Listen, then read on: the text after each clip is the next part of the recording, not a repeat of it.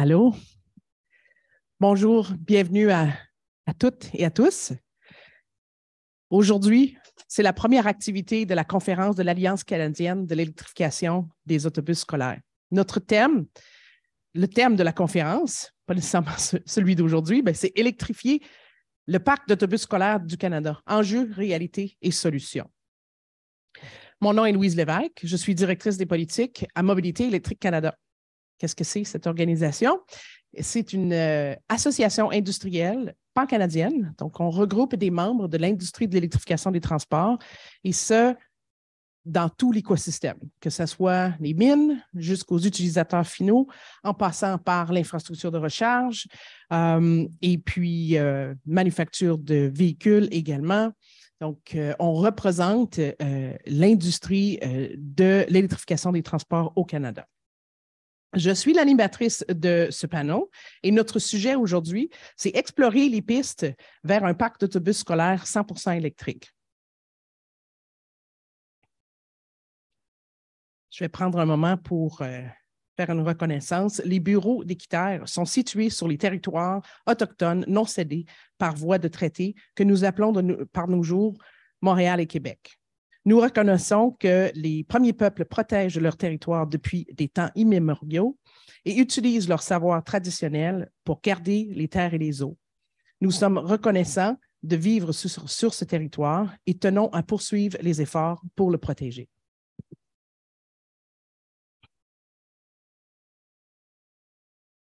Alors, aujourd'hui, avec nos panélistes, nous dévoilons le nouveau rapport de recherche de Dunsky Énergie et Climat qui s'intitule « Pistes de solutions pour l'électrification des parcs d'autobus scolaires au Canada ».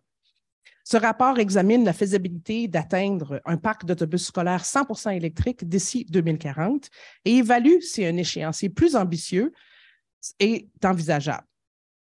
À la suite d'une courte présentation de l'Alliance canadienne pour l'électrification des autobus scolaires et de nos panélistes, il y aura un panel de discussion autour des résultats de ce rapport.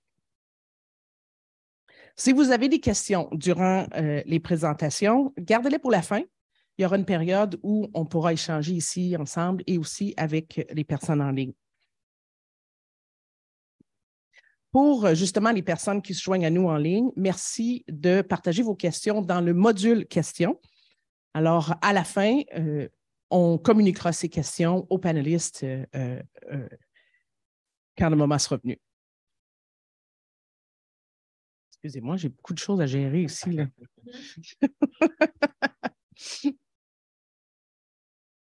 Vous m'entendez bien là-bas? Ça va bien aussi en ligne? C'est bon? OK.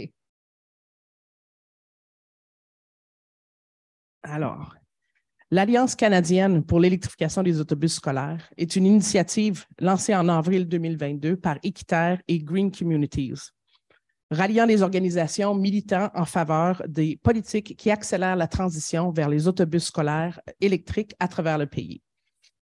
Notre mission est de soutenir et collaborer avec toutes les parties prenantes du transport scolaire afin d'obtenir des engagements politiques fédéraux et provinciaux qui permettent d'électrifier 100% du parc d'autobus scolaires d'électrifier, 100% du parc canadien d'autobus scolaires d'ici 2040. Ou avant, comme on va voir.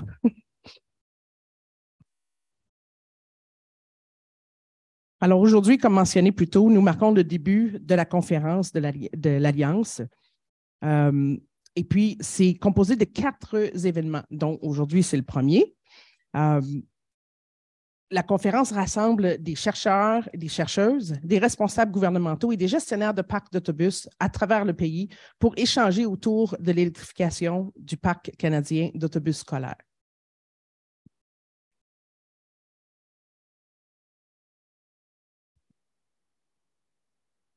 Ça me prendrait une main de plus. Alors, c'est peut-être dans l'évolution de l'espèce, on va avoir une autre main. Là, je pourrais avoir une 4e pour mon cellulaire aussi. Alors, comme j'ai mentionné plus tôt, nous discutons aujourd'hui de la faisabilité d'atteindre un parc d'autobus scolaires entièrement électrique d'ici 2040. Vous connaissez les fameux bus auxquels on fait référence aujourd'hui, les autobus bleus, là. Si vous ne le saviez pas, bien, regardez-les comme il faut, les autobus que vous croisez sur votre route. Et puis, si le bumper, le mot qui me vient à l'esprit, le pare-choc est bleu, bien, vous saurez que c'est un véhicule électrique. Alors aujourd'hui, nous accueillons Jeff Turner, directeur de la mobilité durable chez Dunsky Énergie et Climat. Il possède plus de 10 ans d'expérience auprès des constructeurs automobiles, d'instituts de recherche et de services publics et de gouvernement. Son travail s'est concentré sur l'ingénierie de véhicules personnels et commerciaux, l'infrastructure de recharge de véhicules électriques et la technologie des réseaux de véhicules. Bienvenue, Jeff. Merci beaucoup, Louise. Oui, merci. C'est très intéressant pour moi. C'est un sujet qui m'intéresse beaucoup personnellement. Moi, j'ai un fils de 6 ans. Juste hier, il avait une sortie avec son école. Première chose qu'il m'a dit, bon, l'autobus que j'étais là-dessus, c'était un autobus à diesel, mais j'ai vu un autobus électrique avec le fameux pare-choc bleu. Alors, c'est vraiment intéressant pour moi. Je suis le directeur. Est-ce que je fais une introduction maintenant? OK. Oui. Je suis le directeur de mobilité durable ici à Dunsky, expertise en énergie. On est basé ici dans la Maison du développement durable. On a aussi des bureaux à Toronto et à Vancouver. Et on aide principalement les gouvernements, les services publics et les autres organisations pour les aider à accélérer la transition énergétique. Et moi, comme je suis directeur de mobilité durable, une grande partie de mon travail s'est concentrée sur l'électrification des transports. Alors, oui, merci. Je suis très content d'être ici avec vous. Enchanté. On est content de vous avoir aussi. Alors, pour mieux comprendre le soutien fédéral nécessaire à la transition, nous accueillons aussi Marc-André Viault, directeur des relations gouvernementales d'Équiterre. Avant de se joindre à l'équipe Équiterre, Marc-André a œuvré comme stratège politique à divers paliers de gouvernement. Il a notamment été attaché de presse principal au bureau du chef de l'opposition officielle à la Chambre des communes à Ottawa, avant de contribuer à la victoire de Valérie Plante aux élections municipales de 2017. Au cabinet du maire et du comité exécutif de la Ville de Montréal, il a occupé les fonctions de directeur des communications et de conseiller principal aux relations gouvernementales. Allô, Marc-André. Allô, merci. Content d'être ici aussi. Vous avez entendu ma bio. C'est clairement pas moi l'expert, c'est Jeff. Mais je voudrais aussi prendre l'occasion là, de souligner le travail qui a été accompli par ma collègue Valérie Tremblay, qui est ici avec nous dans la salle, qui a coordonné le travail de l'Alliance. Travail aussi qui est rendu possible grâce à nos bailleurs de fonds, notamment la Fondation familiale Trottier. Donc, c'est grâce à eux qu'on a pu accomplir ce travail-là. Équiterre, on fête nos 30 ans cette année, 30 ans à parler d'environnement, notamment à parler d'électrification, l'électrification des transports. En général, on a beaucoup évolué dans l'électrification des transports et maintenant, on va du vélo à assistance électrique jusqu'à l'autobus. Donc, on a, en passant par la voiture notamment. Donc, on s'attaque pas mal. Je pense qu'il y a à peu près juste les skateboards électriques qu'on ne touche pas. Mais on a quand même une belle offre de programmes de sensibilisation, de programmes de recherche pour favoriser l'adhésion et encourager les gouvernements à réaliser cette électrification-là. Comme Jeff, j'ai aussi, moi j'en ai deux. J'ai 2 enfants. J'en ai un qui va avoir 4 ans la semaine prochaine et j'ai une fille de 7 ans et demi. Effectivement, là, il préfère toujours quand il y a la bande bleue là, sur l'autobus. Il trouve que ça pue moins. Il aime aussi quand ça fait tout doux quand ça part. Donc c'est ça. Pour nos enfants, principalement pour nos réductions de GES, pour la qualité de l'air, on est content de pouvoir embarquer dans ce projet-là. C'est un projet qui est plaisant. Donc, voilà. Oui, je vais prendre juste une minute pour dire, moi aussi, j'en ai 2. Mais elles sont adultes et elles n'ont pas de voiture. Donc, et puis, elles me disent toutes les 2 qu'elles vont essayer le plus longtemps possible de rester sans voiture. Aujourd'hui, on parle d'autobus scolaires. Et il y a une sensibilisation qui se fait auprès des jeunes dans les autobus scolaires également. Alors, le transport public, comme mes filles utilisent, devrait toujours être le premier choix. Le premier choix, quand c'est disponible, quand il y a des solutions pratiques, on prend le transport public. Après ça, si transport actif aussi, là, qui devient une autre possibilité dans certains cas. Et si on doit rouler en voiture, mais idéalement, on prend quelque chose de très, très éco-énergétique ou d'électrique. Hier, je devais venir à Montréal en autobus de Trois-Rivières jusqu'à Montréal. C'est pas loin, mais j'ai accès à des autobus. J'ai dû à la dernière minute changer parce qu'il y avait juste un départ et je ne pouvais plus prendre ce départ-là. Donc, j'en discutais tout à l'heure avec les personnes d'Équiterre. J'étais déçue d'avoir pas pu venir à Montréal en autobus puis laisser ma voiture à l'autre bout. Mais je suis ici en voiture électrique. C'était ma deuxième option. J'aurais pas pu faire ça à pied ou en vélo. Donc, on va commencer notre discussion sur les autobus scolaires. Marc-André, je vais t'adresser une première question. L'Alliance canadienne pour l'électrification des autobus scolaires, dirigée par Équiterre en collaboration avec Green Communities Canada, milite en faveur d'une cible 100% d'autobus scolaires électriques d'ici 2040 au Canada. Pourtant, les autobus scolaires, ça représente quand même juste une petite fraction là, du bilan de GES. Pourquoi on s'intéresse à ce secteur-là plutôt que de miser sur l'électrification des autres véhicules lourds? C'est une excellente question. Je vais essayer de la décomposer oui. dans ces différentes parties. Je vais commencer par le pourquoi. La réponse, c'est que c'est facile. En anglais, ils disent « low-hanging fruit ». Et pourquoi? Deux aspects. D'un point de vue politique. L'électrification des autobus scolaires, c'est payant.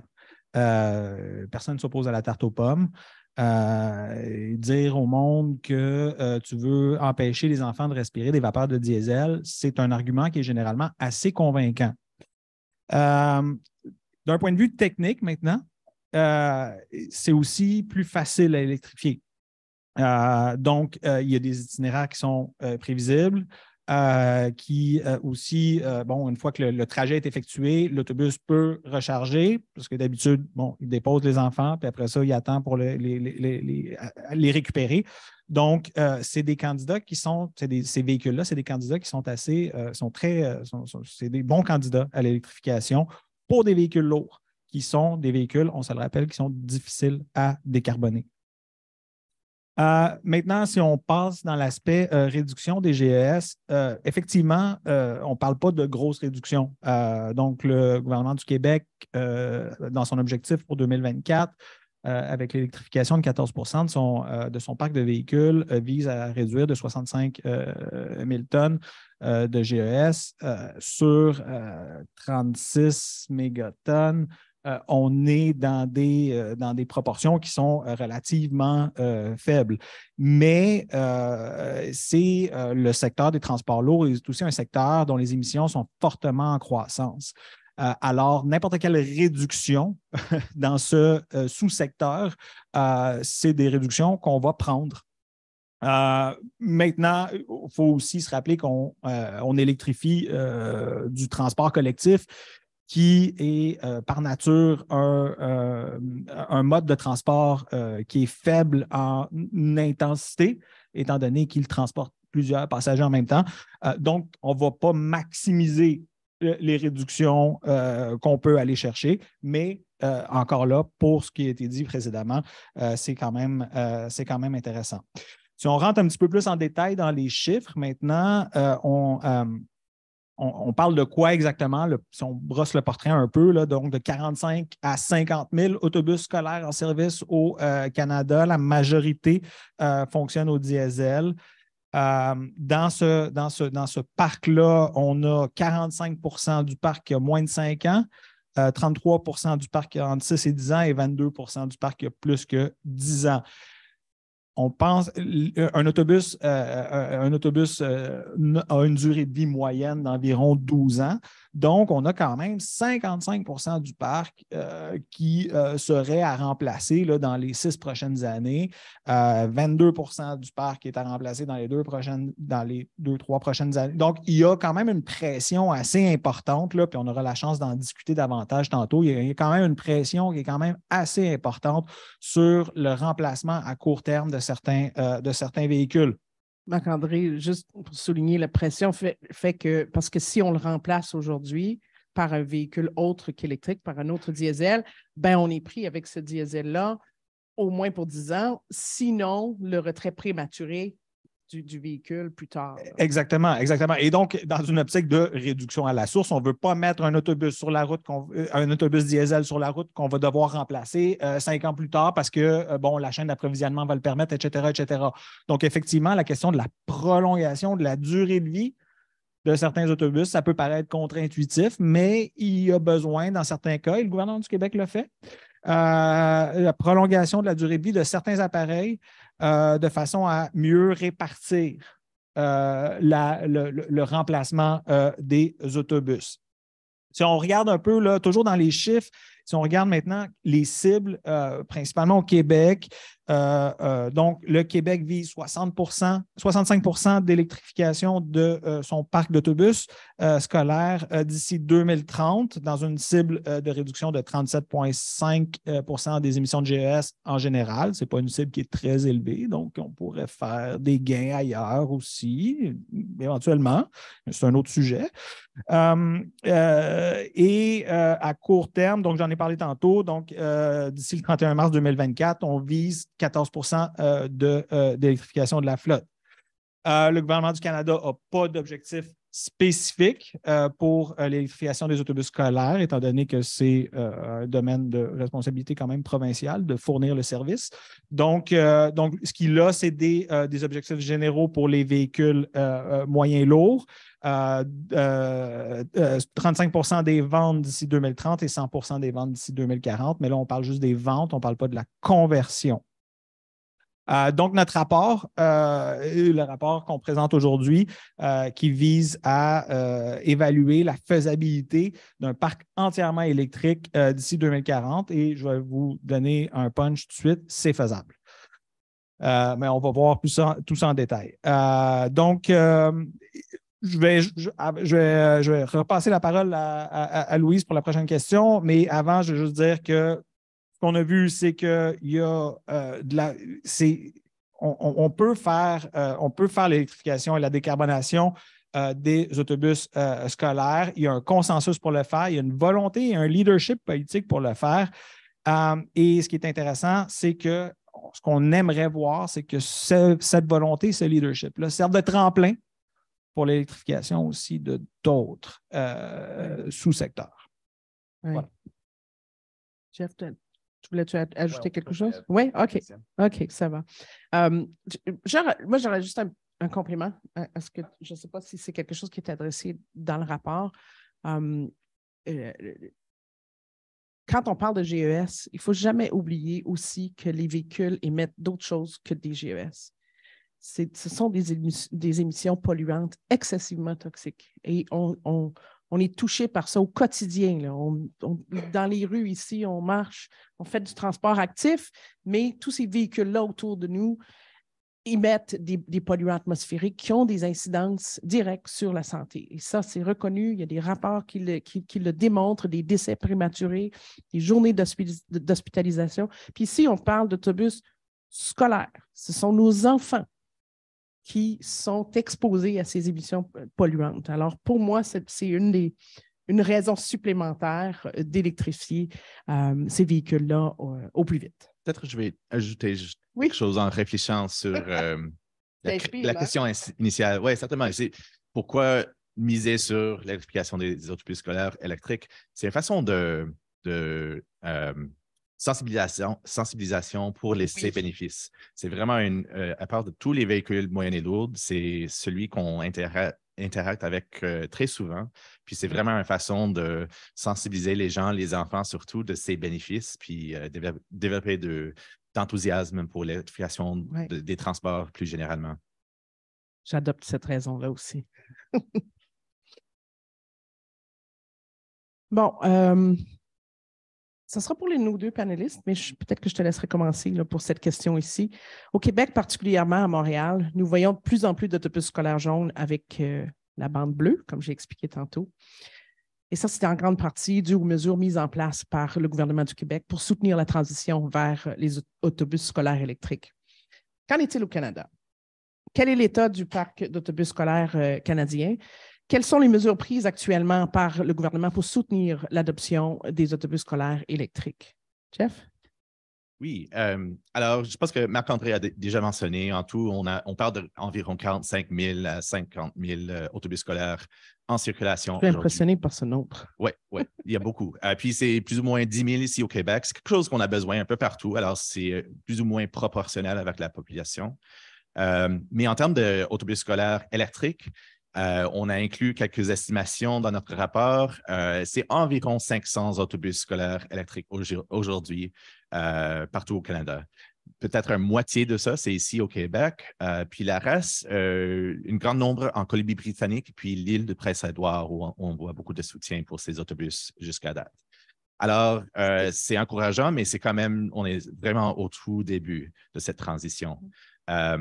En parlant de ces gouvernements, je vais parler un peu des soutiens provinciaux, puis je vais passer ça à Marc-André pour parler de ce qui se passe au niveau fédéral. En Colombie-Britannique et ici au Québec, on a des subventions assez généreuses d'environ 100 000 à 200 000 $ par véhicule. Alors, ça aide beaucoup avec le surcoût initial de ces autobus.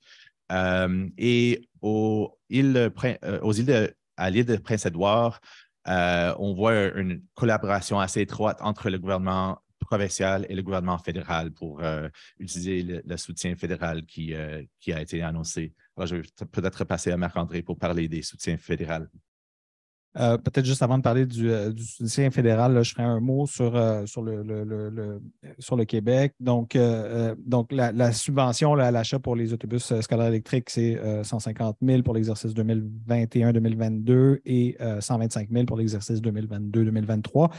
Un autre élément aussi qui est intéressant dans tout ce processus-là, c'est la volonté affichée dans le plan pour une économie verte du gouvernement du Québec de mettre en place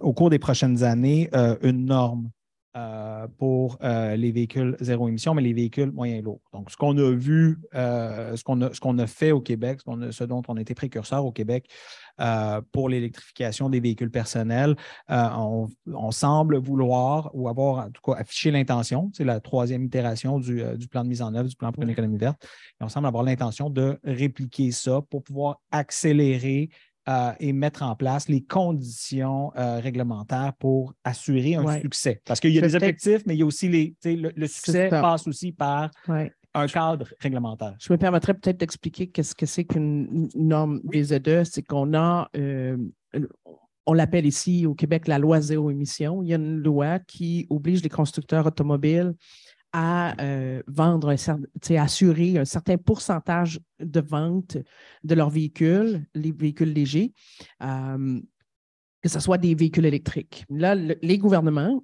le Canada, puis aussi les provinces, dont le Québec, qui est souvent avant-gardiste en la matière, regardent aussi à mettre en place une norme, une loi zéro émission, mais du côté des véhicules moyens et lourds, qui comprend les autobus scolaires. Exact. Mais oui, c'est vrai que quand on baigne dans ce milieu-là, on parle de normes sur les véhicules zéro émission, on assume que tout le monde comprend, tout le monde sait. Ça vaut la peine de le détailler. Pour revenir aux programmes fédéraux, deux programmes là, que le gouvernement fédéral offre pour aider les provinces à électrifier leur parc de véhicules, leur parc d'autobus scolaires. Donc, le Fonds pour le transport en commun à zéro émission, qui est un fonds d'infrastructure Canada qui investit 2,75 milliards de dollars sur 5 ans. Là, ça a commencé en 2021 pour soutenir l'achat d'autobus scolaires et d'autobus urbains électriques et pour construire les infrastructures de soutien, y compris la recharge, la modernisation des installations. Donc, ça, c'est un premier fonds. Il y a un autre fonds aussi, le Fonds d'infrastructure pour les véhicules à zéro émission, qui est administré par Ressources naturelles Canada, qui vise à remédier au manque de bornes de recharge et de postes de ravitaillement au Canada, ce qui est un obstacle évidemment majeur à l'adoption des véhicules zéro émission. Et au niveau des autobus scolaires, toutefois, j'imagine que leurs installations de recharge vont être là, dans leur stationnement où ils font dodo, là. Oui, principalement. C'est pas des bus qui vont aller s'installer sur les bornes publiques, là. Non, typiquement, ça serait difficile juste en termes des dimensions des véhicules, Oui, mais surtout, oui. ce sont des véhicules qui généralement retournent à un dépôt chaque soir. Voilà. C'est assez facile, typiquement, ça. d'installer des bornes. Quand même, moi, j'habite dans la campagne. Je vois, il y a des autobus scolaires qui passent la nuit chez le conducteur. Alors, ça, c'est un des défis qu'on commence à explorer un peu à l'île de Prince-Édouard. Ah oui, c'est vrai, on voit ça des fois. C'est Ouais. pas impossible. On OK. peut installer des bornes dans les maisons qui sont assez puissantes Ben oui. pour soutenir des autobus. Ça ne prend pas des bornes très, très puissantes pour les autobus scolaires, Ouais. juste étant donné Ça. les besoins d'énergie pour ce type de véhicules. Ça. Parce que, tu sais, il ne faut pas oublier souvent les véhicules électriques, que ce soit les véhicules légers ou les véhicules moyens et lourds, on va les charger quand ils ne servent pas.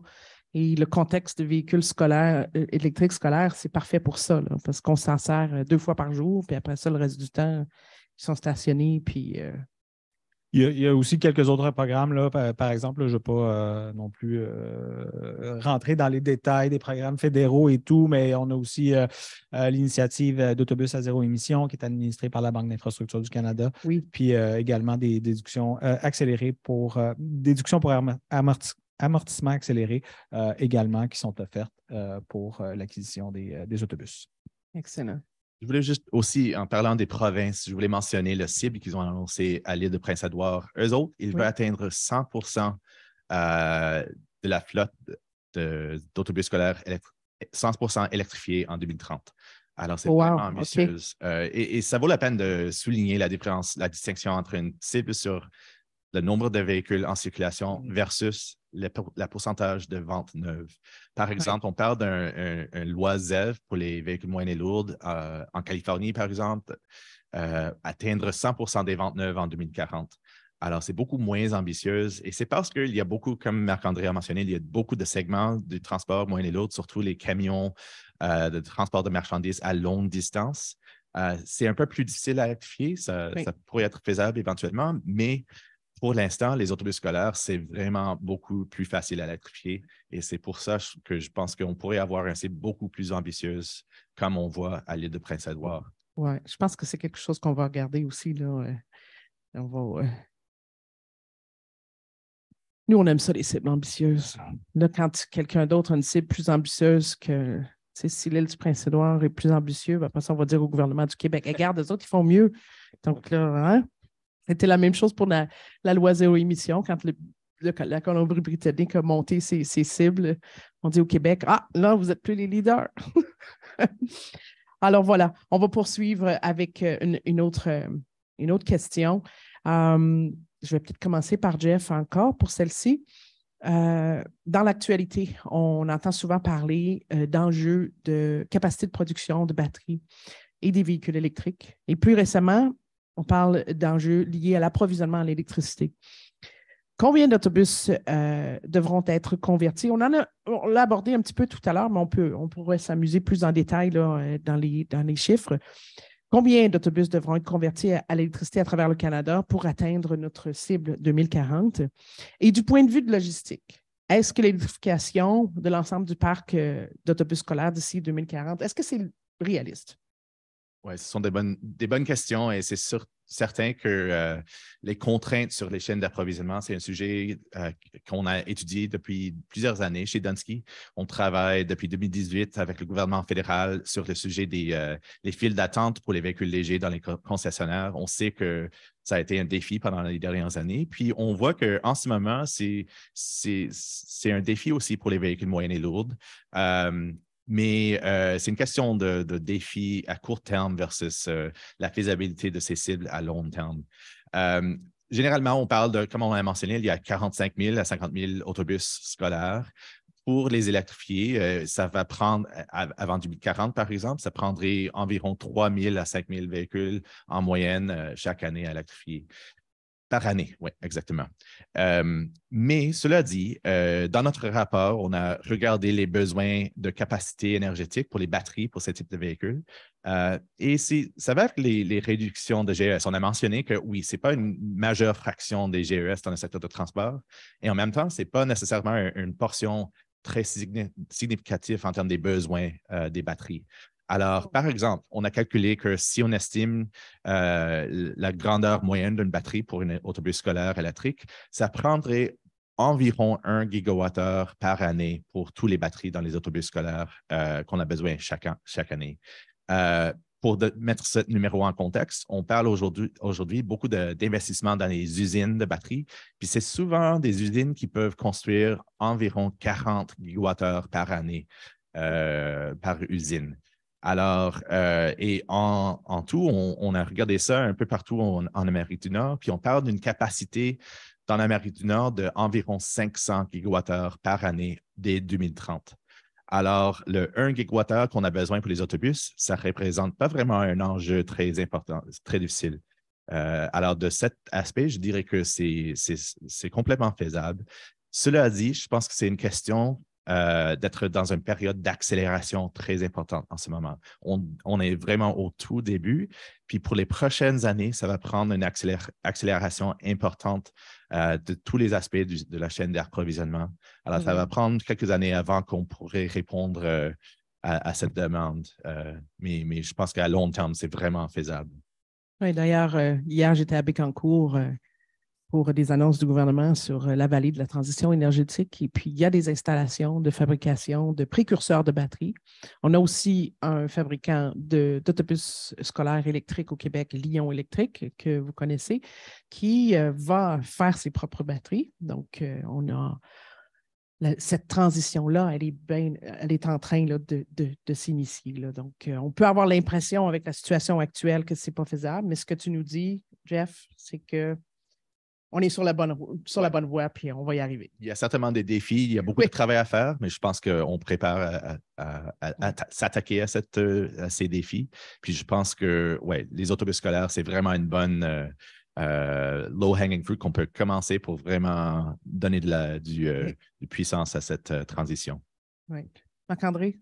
Je suis tout à fait d'accord avec ce que Jeff dit. Au niveau il n'y a pas d'enjeu au niveau des capacités techniques. On est vraiment dans des enjeux du volume à remplacer puis de la chaîne d'approvisionnement également pas à court moyen terme parce que les programmes de subvention sont là. Quoiqu'il y a peut-être des ajustements à faire pour s'assurer que ce soit plus facilement accessible ou qu'il y ait des processus peut-être plus simplifiés pour avoir accès à l'argent.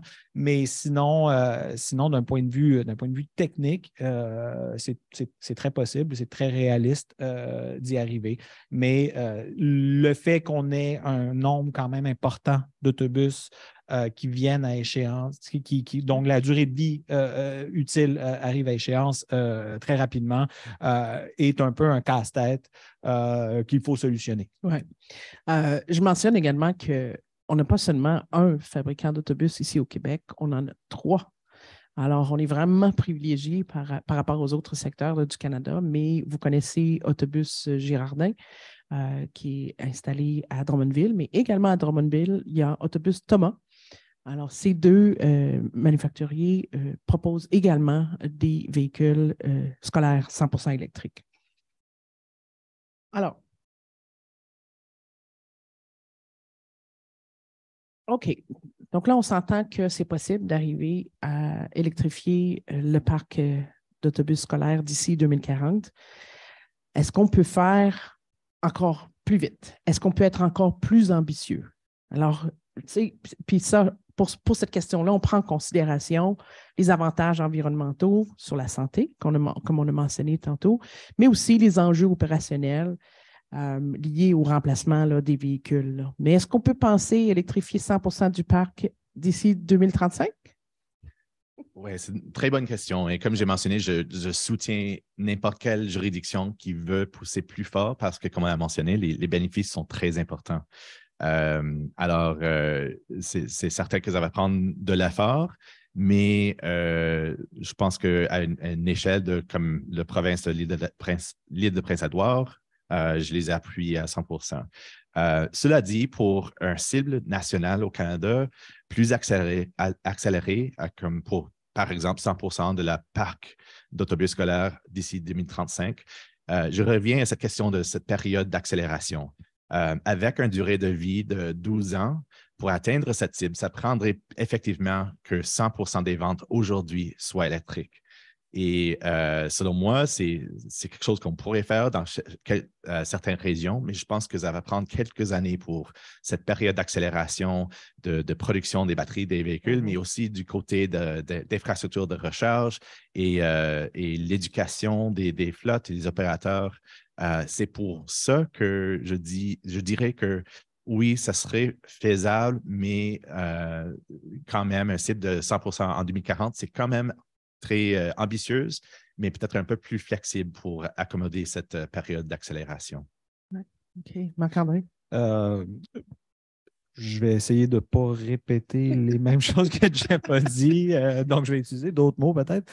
Mais non, c'est pas chez Équiterre qu'on va dire qu'on ne sera pas capable ou qu'on ne faudrait pas essayer de devancer quelque chose. On est toujours pas mal ceux qui demandons d'accélérer. Tu en as parlé tantôt, Louise. On aime ça des cibles ambitieuses, puis on aime ça aussi voir justement, quand tu as l'île du Prince-Édouard qui veut y arriver pour 2030.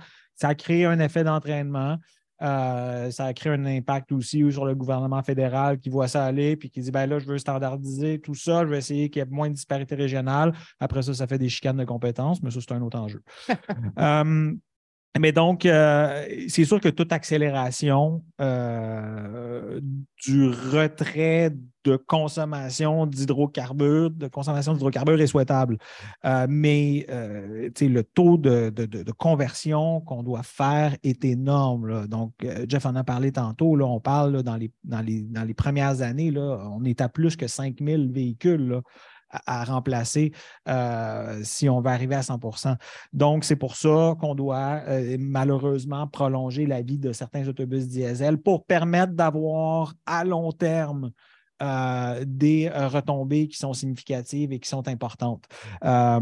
Et c'est ça. Et donc, il y aura après ça des économies qui vont être faites pour ceux qui, pour la conversion. Donc, il n'y a que des bénéfices au final, mais il faut que ce soit bien fait. Et je reviendrai sur l'importance d'arriver avec une réglementation et non pas simplement de rester dans des objectifs et des cibles qui sont bonnes, mais qui ne sont pas contraignantes et qui font en sorte qu'on peut arriver à des grandes disparités régionales. C'est sûr qu'il y en aura possiblement des disparités régionales, on le voit. Donc, au Québec, on est plus avancé, on a des constructeurs, on est plus avancé, etc. Oui. Donc, il y aura des disparités régionales, c'est un peu inévitable, mais il faut arriver à atténuer ces disparités régionales-là pour arriver à harmoniser un peu cette électrification-là. Donc, ce que j'entends, c'est que 2035, ce serait un peu ambitieux. Mais moi, j'aime mieux des cibles ambitieuses, puis quitte à ce qu'on les finisse en 2036 ou 2038. Mais bon, tu as tout à fait raison, Marc-André, que quand on met des places, c'est une étape de mettre des cibles, mais par la suite, il faut mettre en place les programmes et politiques qui nous permettent de les atteindre. Et c'est quelque chose, dernièrement, en tout cas, à Mobilité électrique Canada, on l'a souligné quelques fois, dernièrement, le Québec a fait preuve d'action là, qui viennent appuyer quand on regarde au niveau de la transition vers l'électrique dans le transport public, les autobus publics, ben, il y a des cibles, mais il y a aussi les mesures mises en place pour pouvoir les atteindre. Donc, bravo au Québec, puis on va essayer de continuer comme ça, puis donner l'information nécessaire à nos décideurs pour qu'ils puissent mettre les objectifs les plus ambitieux là, possibles. Puis on peut encourager cette compétition entre les provinces. Moi, j'ai passé 6 ans à Vancouver, puis j'ai toujours aimé discuter ça avec mes contrepoints à Hydro-Québec. Je pense que cette concurrence, c'est vraiment c'est bon pour tout le monde. Oui, effectivement, nous aussi, à Mobilité électrique Canada, on aime bien créer un petit peu de compétition entre les provinces. Une dernière question. Je l'adresse à Marc-André, mais Jeff, tu pourras compléter après, bien sûr. Quel est le soutien nécessaire de la part du gouvernement fédéral pour accélérer l'électrification des autobus scolaires dans le pays? Justement, c'est quoi les moyens qu'on a besoin de mettre en place pour atteindre ces objectifs? Je vais être fatiguant avec ça, mais une norme sur les véhicules zéro émission pour le transport lourd. Un encadrement réglementaire qui va faire en sorte qu'on va y arriver, que ça ne va pas simplement être une volonté avec des cibles. Il faut s'assurer qu'il y ait du financement à long terme également. On a des programmes actuellement, on en a parlé tantôt, on a des programmes actuellement qui, dans la planification budgétaire, ils ne vont pas ad vitam aeternam, là, on s'entend, mais on n'entrevoit pas non plus qu'il y ait de la même manière que pour les véhicules personnels, que l'écart entre les coûts des autobus diesel et des autobus électriques s'atténue de façon significative. C'est donc dire qu'il y aura besoin d'avoir un soutien qui soit continu, peu importe le gouvernement qui sera en place à Ottawa ou à Québec. Donc ça, les besoins en capitaux là, sont importants. Également, un aspect important, c'est les campagnes de sensibilisation et d'éducation. Comment on le fait? S'il n'y a pas de marche à suivre, c'est plus difficile. Donc, il faut arriver à accompagner. Donc, il faut arriver à accompagner localement dans chacune des provinces et tout. Donc, c'est ce qu'on fait, entre autres, avec l'Alliance. On donne les outils nécessaires pour que chacune des provinces, après ça, à partir de là, les opérateurs qui sont affiliés à des commissions scolaires, etc., ou des centres de services scolaires, peu importe comment on les appelle, puissent avoir les moyens de le faire, comprennent la mécanique, sachent qu'il y a des ressources sur lesquelles s'appuyer pour pouvoir y arriver. Marc-André, si je ne me trompe pas, l'Alliance a d'ailleurs fait des recommandations aux différentes provinces et territoires. C'est l'objectif de l'Alliance. Donc, l'objectif de l'Alliance, c'est justement d'être dans chacune des provinces et de pouvoir s'attaquer à la réalité propre de chacune des provinces. Oui. Et ça, c'était important pour nous. C'était la façon de procéder. C'est parce que, encore là, on le répète, c'est le transport scolaire, donc c'est l'éducation. Donc, c'est du ressort des provinces. Et donc, c'est aux provinces à gérer ça. Le gouvernement fédéral peut arriver en appui puis donner un cadre et tout, mais on a besoin d'avoir ça. Et donc, c'était la façon dont on l'a pensé avec l'Alliance. C'était d'aller chercher les forces vives dans chacune des provinces pour pouvoir les utiliser, les mettre à contribution pour qu'on puisse arriver, mais à avoir une marche à suivre qui soit un peu commune, de pouvoir partager aussi les histoires de succès et de pouvoir s'entraider et de pouvoir avancer ensemble là-dedans. Excellent. J'ajouterais juste sur cet aspect d'éducation et soutien, je dirais qu'il y a un volet lié à l'infrastructure. On travaille beaucoup avec, par exemple, les gouvernements, les services publics. On fait des prévisions d'adoption, les impacts sur les réseaux, les choses comme ça. Mais de plus en plus, on reçoit des questions des opérateurs de flotte qui ont besoin surtout de l'aide sur la question d'infrastructure de recharge. Ce n'est pas trop complexe, mais quand on commence à avoir comme un grand nombre de véhicules dans les mêmes bâtiments, des choses comme ça, il y a un certain besoin d'éducation en termes des meilleures pratiques pour la recharge du côté des ingénieurs, des installateurs et les opérateurs des flottes, juste pour savoir qu'est-ce que ça va prendre pour faire cette transition importante de diesel vers l'électrique. J'ai un opérateur d'autobus scolaire qui m'a dit « Oui, c'est drôle, quand t'en as un, tu arrives, tu le branches, c'est correct. Mais quand tu en as 10, là, puis là, tu arrives, tu les branches tout en même temps, mais là, tu peux avoir un appel de puissance. Donc là, il faut que tu apprennes, il y a de la puissance partagée, il y a de la programmation, de la recharge, il y a toutes sortes de moyens pour éviter ça. Puis tu ne veux pas brancher des autobus scolaires en plein milieu d'une pointe de consommation. Il y a toutes sortes de considérations comme ça. Et là, le fédéral, si je comprends bien, peut jouer et joue quand même un rôle. Il y a des programmes de soutien là, à ce niveau-là, au niveau de la planification, puis au niveau de l'installation là, d'infrastructures de recharge. Un autre aspect aussi pour lequel le gouvernement fédéral peut intervenir et parce qu'il a cette vue d'ensemble-là, c'est tout sur la question de l'approvisionnement également. Où il peut être un coordonnateur de l'approvisionnement pour voir où est-ce qu'il peut y avoir des écueils et également aussi sur l'uniformisation ou la réduction des disparités régionales pour assurer une fourniture d'autobus scolaires électriques dans l'ensemble pour couvrir l'ensemble du territoire au Canada. Merci. Alors, écoutez, moi, j'ai trouvé ça super, super enrichissant. Merci pour cette discussion. On va passer à une période de questions avec le public. Donc, on va commencer avec les questions des personnes ici dans la salle, s'il y en a. Et puis, par la suite, ça sera des questions, on va nous communiquer les questions qui proviennent des gens qui nous écoutent en ligne. D'ailleurs, merci encore une fois d'être tous là en ligne avec nous. Bien sûr, vous pouvez poser vos questions dans la langue de votre choix. Y a-t-il des questions? Oui.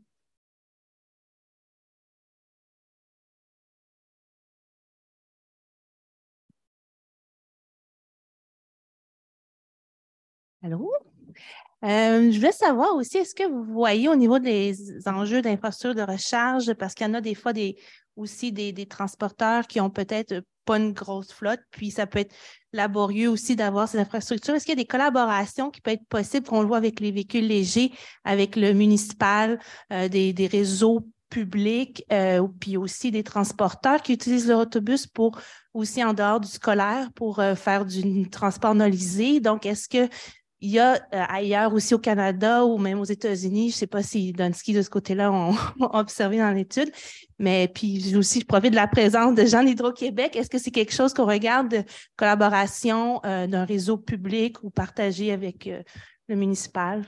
C'est une très bonne question. C'est une question qu'on reçoit très, très souvent. Je dirais que on travaille beaucoup avec les municipalités, par exemple, qui ont leur propre flotte, puis ils nous demandent presque tout le temps, est-ce que c'est possible de partager les bornes avec le public? Je dirais que c'est un peu complexe parce que il y a plusieurs aspects avec le partage, surtout les dimensions des véhicules, c'est très différent. Et c'est aussi juste une question de profil de demande. Quand est-ce qu'on a besoin de ces bornes? Et pour les autobus scolaires, c'est une utilisation où on voit quelques heures d'utilisation de la véhicule dans le matin, quelques heures dans l'après-midi. À part ça, ils ont besoin de recharger. Et c'est avec une longue fenêtre de recharge qu'on peut faire ça avec une borne qui n'est pas très puissante. Alors, comme ça, il n'y a pas beaucoup d'opportunités pour les autres utilisateurs de venir utiliser ces bornes. Aussi, juste la question de où les bornes sont situées. C'est très convenient d'avoir des bornes dans les dépôts et ce n'est pas nécessairement convenient. Cela dit, je pense qu'une de mes épiceries, juste près de chez moi, à Hemingford, il y a un dépôt de bus scolaire juste à côté de l'épicerie. Mais quand même, ça serait très complexe d'avoir des véhicules qui entrent dans cet dépôt. Cela dit, moi, j'ai toujours estimé que les flottes veulent juste 100% utiliser les bornes chez eux et c'est tout. Mais de plus en plus, on entend des flottes qui ont peur qu'un jour, il y aura besoin d'une charge d'extra, peut-être une charge rapide parce qu'il n'y avait pas assez. Dans ces cas, ça se peut qu'ils auront besoin des bornes rapides qui sont écartées partout dans la région. Mais c'est là que ça devient juste une question de si ces emplacements, ces bornes rapides ont été conçus avec les gros véhicules en tête. Alors, jusqu'à date, je sais qu'Hydro-Québec, ils ont une pilote, un emplacement à Laval, où on a des bornes où c'est facile de passer avec une grosse véhicule, mais la plupart des autres bornes sont vraiment conçues pour les petits véhicules. Alors, c'est quelque chose qu'on pourrait regarder, mais selon nous, ça serait plus idéal d'avoir des bornes qui sont vraiment conçues avec ces véhicules en tête. Oui, on voit de plus en plus la recommandation Parce qu'au début, on avait les sites de recharge rapide, par exemple, il y avait une borne. Maintenant, de plus en plus souvent, il va y avoir 3, 4, 5, 8, 7 bornes. Il y en a beaucoup. Et de plus en plus, pour ces méga sites-là, je reçois des commentaires de l'industrie qui dit il faudrait qu'au moins une de ces bornes-là soit capable d'accueillir des plus gros véhicules, genre un autobus. Mais ça, ce serait probablement dans les contextes d'utilisation hors scolaire, quand on les utilise le soir et tout, là, parce que sinon, c'est dans leur stationnement où ils sont installés. Mais ta question est intéressante, peut-être pour d'autres applications que vis-à-vis des autobus scolaires. J'ai connaissance de projets, notamment à Hydro-Québec, où, par exemple, on met des bornes dans les stationnements des écoles, puis le jour, c'est le personnel de l'école qui les utilise. Puis le soir, ça peut être des gens qui habitent à proximité, mais qui n'ont pas de borne chez eux. Donc là, ça devient comme des zones de recharge le soir. Il n'y a personne dans le stationnement de toute façon le soir. Donc là, il y a une complémentarité. Alors qu'au niveau des autobus scolaires, la complémentarité, elle est moins évidente là, à gérer. Merci.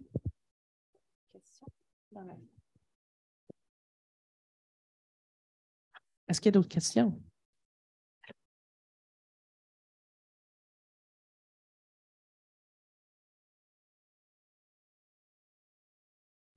On peut passer aux questions en ligne s'il n'y a pas d'autres questions Oui. dans la salle.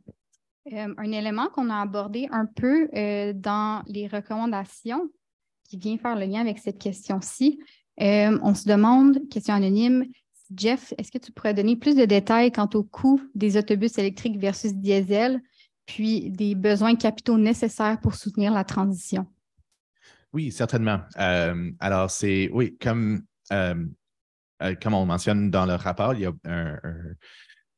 on présente des estimations des coûts des véhicules. Il y a plusieurs types d'autobus scolaires. Par exemple, on a des autobus de type C, c'est celui le plus commun, mais on a aussi des autobus type A qui sont plus petits, basés sur une châssis de fourgonnette. Mais prenant, par exemple, les autobus de type C, autobus diesel, typiquement, c'est environ 150 000 $. Lorsque, pour les autobus scolaires électriques de type C, on voit des prix d'environ 350 à 400 000 $. Alors, c'est un surcoût assez important. On parle de 2 à 3 fois le prix d'achat. Alors, c'est pour ça que c'est très important de regarder le coût total de possession, où on voit peut-être 10 000 $ d'économie en termes d'utilisation de carburant versus l'électrique. Mais quand même, avec ces prix, on a fait des calculs dans notre rapport pour voir combien de temps est-ce que ça prendrait pour récupérer cette surcoût initial. Puis, sans aucune subvention à l'achat, ça prendrait plus ou moins 20 ans. Alors, c'est plus long que la durée de vie des véhicules. Alors, c'est pour ça que c'est très important d'avoir les soutiens qu'on voit aujourd'hui, qu'on a déjà. Et avec ces soutiens du fédéral, ça réduit cette retour sur investissement à environ 4 à 7 ans. Alors, c'est beaucoup plus intéressant avec ces soutiens. Puis, on a aussi, on mentionne dans le rapport quelques autres sources de revenus comme la réglementation des carburants propres. C'est une nouvelle régulation qui pourrait, les opérateurs des parcs pourraient collecter des crédits qui donneraient quelques milliers de dollars de plus. Puis, il y a aussi la question de la recharge bidirectionnelle, quelque chose qui est un peu plus expérimental, mais on pourrait avoir des programmes, des utilités électriques qui donnent des incitatifs pour encourager ce type d'utilisation. Alors, comme ça, je dirais que présentement, on a certainement besoin de ces soutiens. Éventuellement, on va voir réduction de ces surcoûts, mais c'est un peu en retard comparé à ce qu'on voit avec les véhicules légers. Selon nous, ça va prendre au moins une décennie avant qu'on voit les coûts réduire de façon que le coût total de possession soit comparable à un autobus scolaire à diesel. C'est ça que ça a pris à peu près dans les véhicules légers pour commencer à voir. On n'est pas encore à parité, là, mais on est proche. Ça s'en vient. Puis je pense que c'est une question de l'échelle de production. On a déjà des usines qui produisent des centaines de mille ou des millions de véhicules par année. Et comme ça, on a vraiment vu une grande diminution des prix des véhicules légers. Puis, peut-être une question technique. La durée de vie de 10 ans, je peux le comprendre dans les véhicules carburant. c'est sa licence, c'est plein de pièces qui bougent. Un véhicule électrique n'aurait pas une durée de vie supérieure? On ne le sait pas encore. C'est difficile à dire. Je dirais que généralement, si on met de côté la batterie, en termes des composants de la chaîne de puissance, c'est beaucoup plus simple. Il y a moins de maintenance, puis on a capturé les réductions de maintenance dans notre rapport. Mais il y a toujours la question de la batterie. Je dirais que typiquement, on voit que les batteries dans les véhicules électriques, ça dure la vie de la véhicule. Ouais. Je dirais que peut-être encore plus avec les autobus scolaires, juste parce que l'utilisation avec les autobus scolaires, ce n'est pas très intense. On parle de peut-être 100, 120 km par jour, quelque chose comme ça. Puis, comparé à, par exemple, un autobus urbain où on voit peut-être 300, 400 km par jour, c'est pour ça qu'on dit que c'est un segment qui est très facile à électrifier. Puis, je pense qu'on verrait ça sur le côté de durée de vie des batteries. Peut-être que c'est certain que des fois, on va étirer nos véhicules personnels plus longtemps, ils deviennent un peu maganés, mais les autobus scolaires, on ne veut pas que ça devienne déglingué avant de les changer.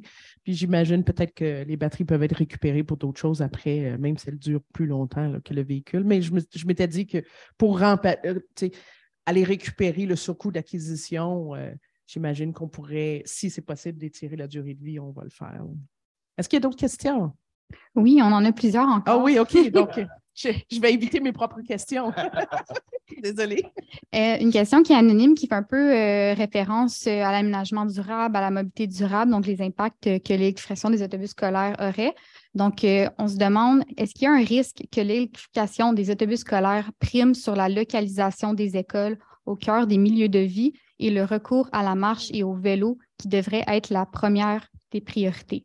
Puis on rajoute que seulement 28 % des enfants et adolescents canadiens font le niveau recommandé d'activité physique quotidiennement. C'est une terrible crise de santé publique en devenir. Ben, je pourrais peut-être prendre celle-là, qui semble plus dans mon champ. C'est pas, je veux dire, l'électrification des transports, ça ne remplace pas les saines habitudes de vie, là. On s'entend là-dessus. C'est pour ça que chez Équiterre, on fait aussi la promotion du transport actif, notamment via le vélo assistance électrique. Mais la marche et tout, et qu'on demande d'avoir des infrastructures de transport actif, notamment pour que les jeunes puissent se rendre de la garderie jusqu'à l'école primaire, secondaire, se rendre de façon sécuritaire. Dans leur milieu de vie. Donc là, on passe dans une autre catégorie. On n'est même pas dans l'électrique, on est juste dans les infrastructures physiques dans la ville, ce qui implique le partage de l'espace public, ce qui implique beaucoup de grogne de la part de beaucoup de monde aussi. Et donc, mais il faut y aller dans cette direction-là. Donc, l'électrification, comme je dis toujours, consommer de l'électricité, c'est mieux que de consommer des hydrocarbures. Mais ça ne remplace pas effectivement d'autres options de transport. C'est juste en complément. C'est mieux pour l'environnement, c'est mieux pour la santé des enfants, mais c'est sûr que si les enfants peuvent se rendre en vélo ou à pied à l'école, ben, c'est encore mieux pour leur santé. Je dirais que c'est pour ça que c'est bien de parler des cibles en termes de pourcentage des véhicules et non, par exemple, d'un nombre absolu de véhicules. Alors, comme ça, on pourrait avoir des efforts pour réduire les besoins globalement des autobus scolaires avec les autres façons de marcher à l'école. Ça serait idéal, j'imagine. Mais si on a des cibles, c'est vraiment juste d'assurer quand on a des autobus scolaires qu'ils soient électriques, maximiser le nombre de ces autobus qui sont électriques. Super. Donc, pour la prochaine, j'ai une question et une intervention en même temps. Nous avons Philippe Langlois, qui est directeur des opérations chez Autobus Chambly, qui voulait juste préciser par rapport à la question sur la durée de vie légale des autobus, qui est en fait déterminée par le ministère des Transports et non les manufacturiers. Donc, au Québec, présentement, c'est 12 ans avec l'extension temporaire à 14 ans.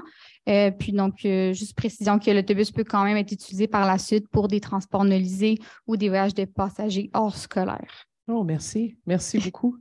Puis donc, pour la question de Philippe, il aimerait savoir pourquoi le Québec n'a pas accès aux subventions fédérales en ce qui est de l'acquisition des autobus scolaires électriques et le programme d'aide en lien avec les investissements majeurs liés aux infrastructures électriques. Donc, pourquoi les transporteurs du Québec, contrairement aux transporteurs dans les autres provinces, ne peuvent pas avoir accès aux subventions offertes par le gouvernement fédéral dans le cadre de ces 2 programmes de subventions? C'est une excellente question. Jeff, as-tu des éléments de réponse? Honnêtement, je me demandais la même question, puis je n'ai pas la réponse. Je pense que c'est quelque chose qu'on devrait creuser un peu pour trouver, mais généralement, on voit comme, par exemple, on a des subventions pour les véhicules légers, et c'est certain que les incitatifs au fédéral s'ajoutent aux incitatifs dans les provinces.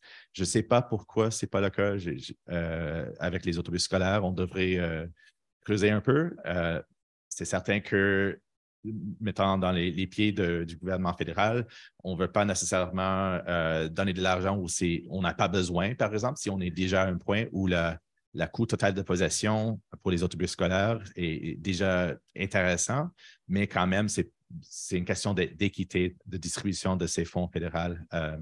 Mais désolé, je n'ai pas la réponse pour cette question. Bonne question, on va vérifier.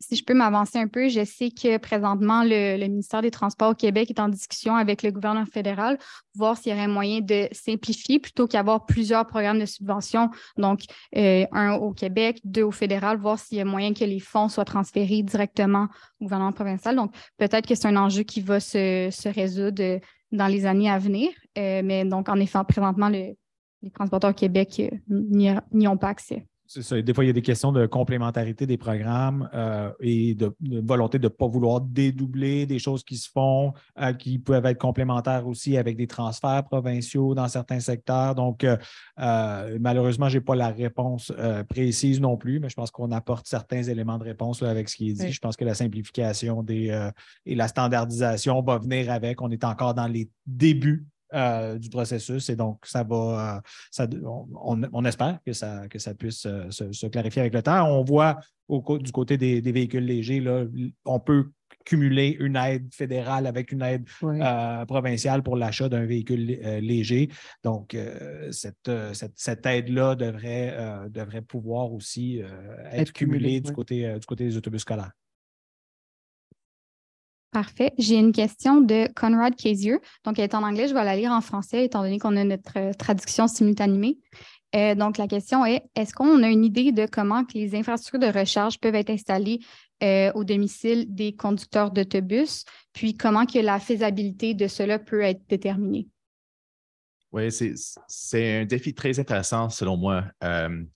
Alors, pour mettre ça en contexte, on parle souvent, premièrement, il y a une évolution qu'on voit présentement avec les bornes pour les autobus scolaires électriques. Initialement, il y avait beaucoup d'autobus qui utilisaient des bornes niveau 2, alors ça veut dire un circuit de 240 volts, comme un four électrique, mais avec une plus grande puissance. Alors, on parle d'un circuit de 80 ampères, par exemple. C'est quelque chose, on voit des véhicules légers qui utilisent des bornes comme ça. Il y avait des Tesla, les Ford F-150. Puis ça pourrait être assez pour une borne, pour un autobus scolaire, dépendant sur les trajets, les distances parcourues. On voit quand même avec les autres manufacturiers, une tendance vers des bornes à courant continu. Ça veut dire comme des bornes rapides à basse puissance. Ce qui est faisable dans une maison, c'est surtout les bornes niveau 2 à 240 volts. Cela dit, la puissance demandée, ça pourrait être un peu plus qu'on a la capacité dans une maison typique. Mais cela dit, c'est pas. Je pense qu'il y a un pilote en ce moment à l'île de Prince-Édouard. On explore l'idée de tout simplement ajouter un nouvel service, comme s'il y avait une autre maison qui est construite juste à côté de chez vous. C'est pas complexe d'ajouter une autre connexion au réseau dédiée à une borne pour un autobus scolaire, mais ça prendrait probablement une revue des politiques parce que ce n'est pas n'importe qui peut juste demander pour un nouvel service de Hydro-Québec, par exemple. Martin, tu pourrais me corriger, mais c'est un enjeu, certainement. Je le vois chez moi. J'ai passé devant une maison avec un autobus scolaire ce matin, mais je pense que ce n'est pas un défi incontournable. Oui, effectivement. L'enjeu de l'emplacement, ça c'est plus c'est physique. Là. Est-ce qu'il y a un emplacement sur la maison, près de la maison, qui permet de se rendre au bus en question? Quand on stationne un autobus scolaire chez soi, j'imagine, c'est parce qu'on a de la place pour le mettre. Et puis, il y a également, là, comme tu as mentionné, là, le panneau là, de connexion, s'il n'y a pas assez là, de... Une connexion supplémentaire permet toutefois de bien gérer la consommation électrique, dans le sens que c'est à ce moment-là l'opérateur du bus qui paierait pour l'électricité et pas celui qui est branché sur sa maison et qui se fait rembourser après. Là. Exactement. Si ça serait possible d'ajouter un circuit de 80 ampères dans une maison, mais ça prendrait quelque chose, une compteur pour mesurer l'électricité consommée par l'autobus. Ouais. Une facture séparée. Là, ouais. Donc, prochaine question. C'est encore en lien avec les programmes de subvention. Donc, une question anonyme, on se demande quels sont les programmes de soutien financier au fédéral pour l'achat et l'opération d'autobus neufs électriques? Est-ce qu'ils sont jumelables avec les programmes provinciaux? Donc, j'imagine qu'on parle d'ici du Québec qu'on a abordé, mais peut-être pour le programme provincial en Colombie-Britannique, sachant que le but n'est pas de doubler le nombre de programmes, mais vraiment que les transporteurs accèdent à la meilleure subvention disponible. Oui, je pense que on parle certainement du fonds pour le transport en commun zéro émission. Ils ont annoncé 2,75 milliards de dollars pendant les 5 ans. Et avec ça, on peut couvrir 80 de la planification, l'étape de planification, ou 50 de l'immobilisation des autobus scolaires ou pour transport en commun. Encore une fois, je pense que c'est la même situation en Colombie-Britannique où on voit déjà, il y a des programmes de subvention du programme Clean BC qui offre entre 100 000 à 200 000 $ par autobus. Puis je pense que c'est un enjeu similaire en termes de synchronisation avec ce fonds fédéral. Je ne connais pas les détails où on s'en va, mais j'imagine que ce seraient les mêmes principaux qu'on a parlé tantôt ici au Québec. Trouver une façon de synchroniser ces programmes et simplifier. À l'île de Prince-Édouard, je sais qu'on a déjà une collaboration entre le gouvernement provincial et le gouvernement fédéral pour soutenir les opérateurs d'autobus scolaires là. Effectivement, donc je pense que c'est des négociations qui sont faites par province pour arriver à ces ententes-là. Merci. Question de Mike Franklin qui se demande, peut-être une question plus pour Jeff, est-ce qu'il y a moins d'entretien à faire sur les autobus scolaires électriques versus les modèles diesel? Je crois aussi qu'en termes de coût, il y a quand même une bonne différence. Oui, c'est quelque chose qu'on a essayé de quantifier dans le rapport. Généralement, il y a très peu de maintenance à faire avec les véhicules électriques généralement. Les moteurs électriques sont très simples, il n'y a aucune maintenance. On n'a aucun changement d'huile, les choses comme ça. Et en termes des freins, on n'a pas besoin des freins de friction aussi souvent parce que les moteurs électriques, ça peut fonctionner comme une génératrice pour ralentir l'autobus sans utiliser les freins. Alors comme ça, la maintenance des freins est réduite significativement. Alors, vraiment, il n'y a pas grand-chose sauf les autres choses. Il y a quand même un besoin de faire des inspections, maintenance des suspensions, le virage, des choses comme ça. Mais c'est la plupart des entretiens qu'on connaît, comme si vous avez une véhicule chez soi, il y a une grande portion de ces étapes qu'on n'a pas besoin de faire avec un véhicule électrique. Alors, c'est vraiment intéressant pour les opérateurs. Ça pourrait être quand même un enjeu en termes de rôle des opérateurs, les types d'emplois qu'on a besoin dans ces milieux. Et c'est un peu ça. C'est vraiment un des bénéfices de cette technologie. Sans oublier qu'il n'y a pas de pot d'échappement ni de système d'antipollution. Donc, notre prochaine question anonyme, on demande si vous souhaitez une accélération de la transition vers les autobus électriques, avez-vous fait la recommandation d'ouvrir le marché à tous les fournisseurs d'autobus scolaires? Donc, j'imagine ici, on parle peut-être plus du programme au Québec qui exige que les autobus admissibles à la subvention soient assemblés 100% au Canada. Est-ce que le rapport aborde la question de la construction? Je pense pas qu'on aborde ces enjeux-là. C'est sûr qu'il y a des enjeux économiques aussi qui rentrent en ligne de compte en matière d'emploi, en matière de retombées économiques également. Donc, les gouvernements font des choix aussi qui doivent être au bénéfice des collectivités aussi. Donc, peut-être, Louise, tu as un complément? Oui, effectivement, à Mobilité électrique Canada, nous faisons présentement des représentations au gouvernement du Québec, notamment, parce que tout à l'heure, j'ai mentionné nos 3 fabricants. Et puis, il y a un fabricant, Autobus Thomas, présentement, ces autobus ne sont pas admissibles à la subvention parce que le gouvernement considère qu'il n'y a pas une portion suffisante d'assemblage qui se fait ici. Pourtant, il y en a. Et il y en a passablement plus. L'assemblage final se fait ici. Il y a des équipes d'entretien partout au Québec parce que ça implique des emplois partout au Québec. Cette entreprise-là également fournit à peu près 30% du marché d'autobus scolaires. Parce que les 3 là, se partagent un peu le marché, là, si on veut. Là.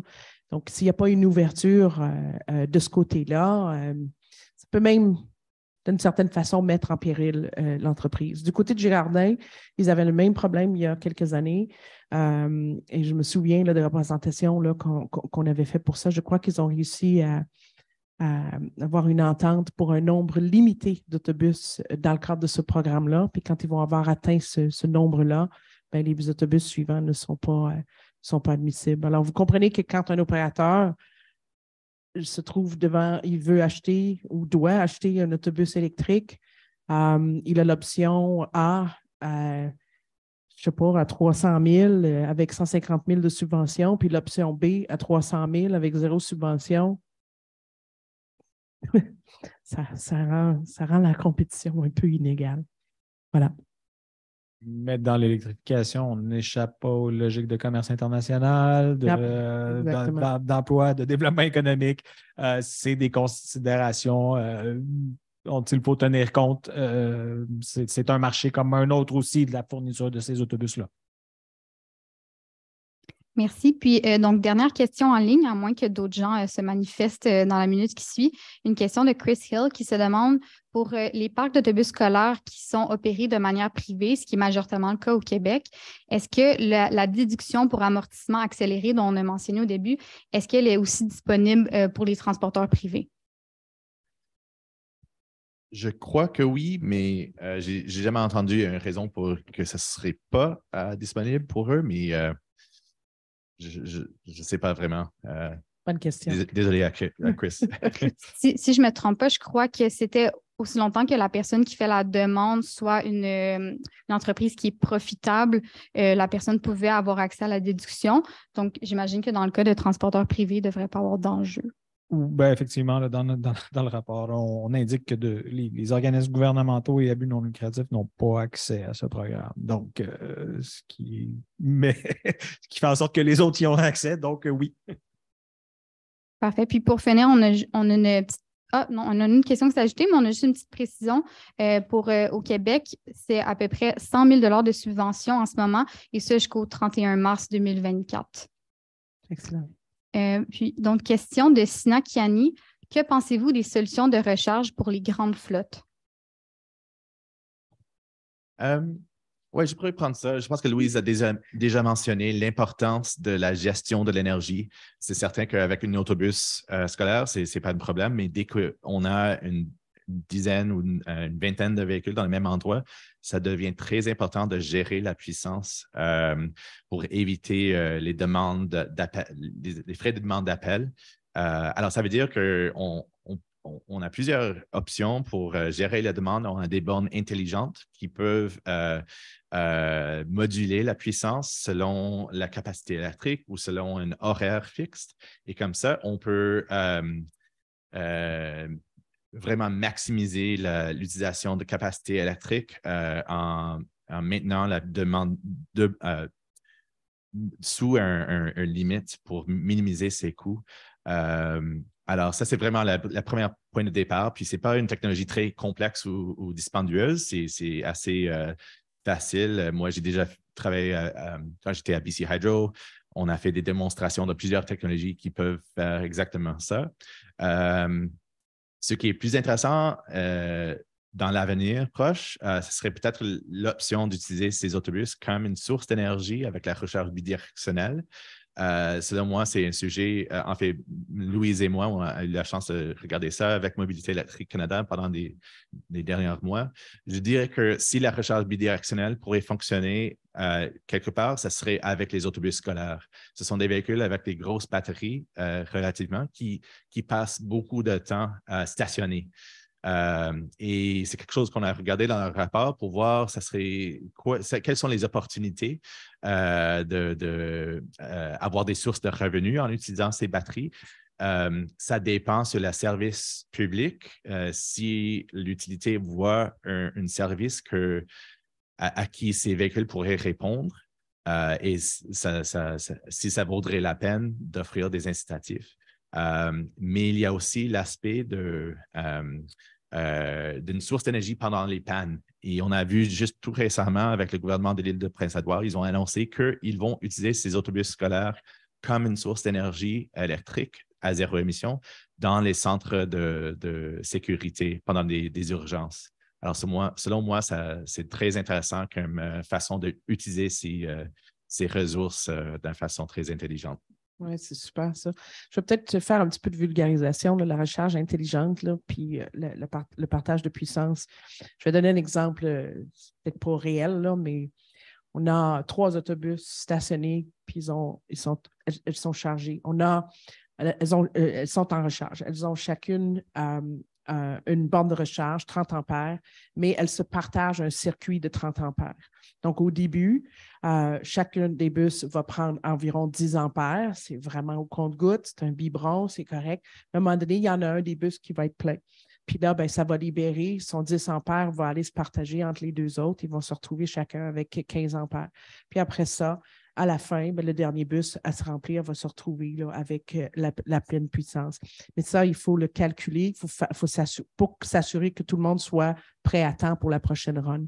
L'autre possibilité aussi, c'est de programmer la recharge, de dire, toi, tu vas charger de 8 heures à minuit, puis toi, tu vas charger de minuit. Ça, c'est plus complexe un peu, mais voilà, il y a des façons de gérer la puissance. On va planifier, on va dire au système, on ne veut pas que tu dépasses telle puissance en demande. Et puis, on va utiliser les outils les plus efficaces pour garder rester en bas de ce seuil-là pour ne pas générer d'appel de puissance. C'est ce qui conclut les questions en ligne. Bon, bien, merci. C'était vraiment super intéressant. Alors, merci d'avoir partagé votre expertise avec nous autres aujourd'hui. Merci aux gens ici présents dans la salle. Merci à toutes les personnes en ligne également d'être là et pour vos excellentes questions. J'oubliais mon autre main. Alors, pour en apprendre davantage sur l'Alliance canadienne de l'électrification des autobus scolaires et obtenir une version intégrale du rapport de recherche discuté aujourd'hui, nous vous invitons à visiter le site web eschoolbusalliance.ca. Est-ce que l'adresse est à l'écran? Oui? OK. Alors, si cette activité vous a plu, je vous rappelle qu'il y a 3 autres activités dans le cadre de la conférence dans les prochains jours. Et ça comprend également, notamment, un panel sur le soutien de l'électrification du transport scolaire au niveau provincial. On en a abordé un petit peu là aujourd'hui. J'imagine que ce panel-là va aller beaucoup plus loin, dont certaines des questions qu'on a posées, qu'on a eu de la difficulté à répondre.